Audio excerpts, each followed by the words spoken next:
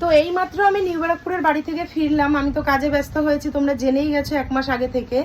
তো বিকালবেলাতেই খবরটা পেয়েছিলাম, ভীষণই মনে আনন্দ হয়েছিল, খুশিও হয়েছিল, এবং নিজের একাকিত্বের মধ্যে যেহেতু একা থাকি ওখানে কেঁদেও ফেলেছিলাম।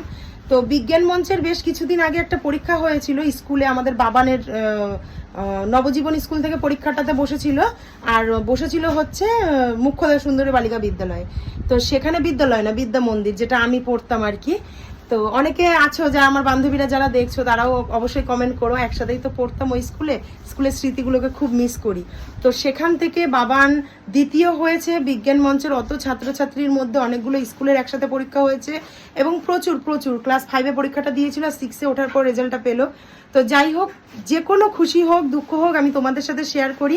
তো এই বিষয়টাও আমি তোমাদের সাথে শেয়ার করলাম। মানে সত্যি কথা বলতে পড়াশোনাটাকে খুব মিস করি এখনো। তো এই যে মেমেন্টো বা যেটা সার্টিফিকেট, এটার কোনো মূল্য হয় না, অমূল্য একটা জিনিস। তো বেঁচে থাকতে থাকতে ছেলেটাকে চাই আমি মানুষ করে যেতে। মনের মধ্যে অনেক ভয় কাজ করে সব সময়ের জন্য। তো বেশি কথা না বলে দেখে নাও ও কি কি পেয়েছে ওখান থেকে। একটা বই দেওয়া হয়েছে, একটা সার্টিফিকেট, আর এই মেমেন্টোটা।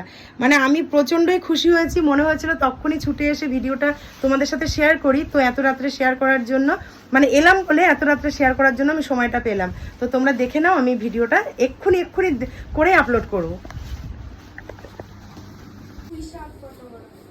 এই হচ্ছে মেমেন্টোটা, যাচ্ছি বাবা দাঁড়াও। এই হচ্ছে মেমেন্টো। তো যাই হোক এখানে রাখলাম। আর এই হচ্ছে সার্টিফিকেট।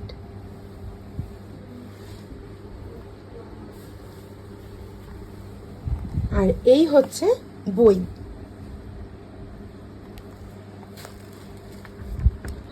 আমি বলেছি বাবানকে যখন অবসর সময় থাকবে তখন এই বইটা পড়ে আরো কিছু জ্ঞান তুমি অর্জন করো। তো এই হচ্ছে গেল সব জিনিসগুলো।